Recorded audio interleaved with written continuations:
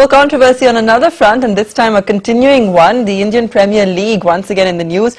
A day after the Board of Cricket Control of India, or the BCCI, terminated contracts of the Rajasthan Royals and Kings 11 Punjab over change in ownership holdings. Questions are now being raised on the way the BCCI and IPL owners have handled the entire issue. And most importantly, with this, how has brand IPL taken a hit? Some sponsors of IPL teams are already crying foul.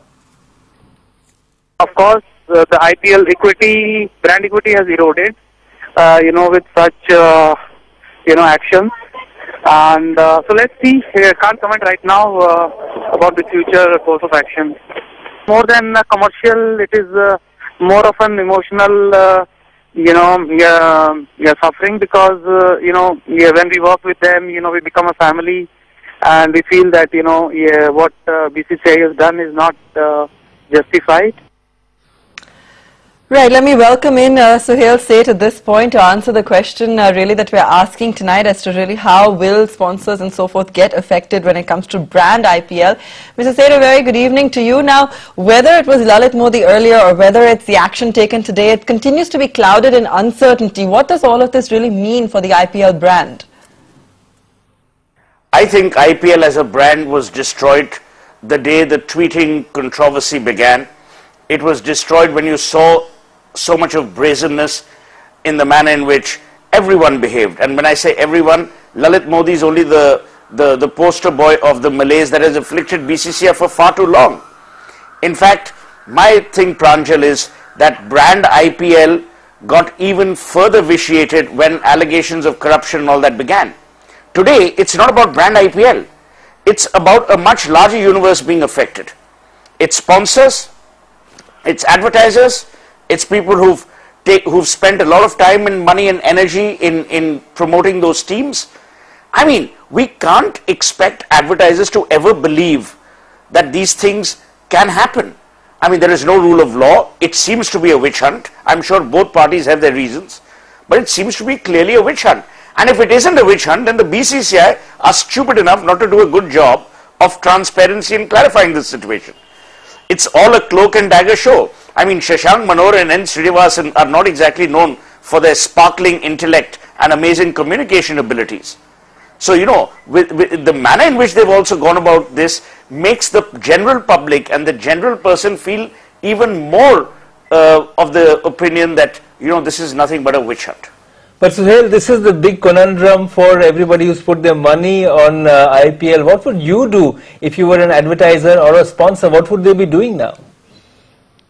Nothing. I would do what every Indian does. Wait and watch and wait and watch, and hopefully the thing will disappear. We are the original country of Jugaad. I mean, look at what's happening with the Commonwealth Games. Now everyone is happy. So no one will bother to check whether Kalmadi or other people or whoever it was involved in any corruption or not. So what will happen is the advertiser doesn't have a choice. You either got a show like a KBC which you will back. I certainly, if I was a sensible advertiser, I would never advertise on Big Boss. I mean, that's sleaze. But I'm saying, where are your options? Where will I get TRPs? This is a cricket-starved, cricket-crazy nation, as is for Bollywood. So if it is a cricket-crazy and cricket-starved nation, I don't, as an advertiser, have too much of choice if I want to reach a large number of people. So the advertiser will not go away. The sponsor is what I'm worried about. And why am I worried about the sponsors? Because they have invested in brand properties. Your brand has become associated. And I'm not worried about the sponsors getting a bad name or their image being besmirched. That won't happen. Because, the brands are much bigger than these so-called IPL teams. What I'm worried about is the uncertainty.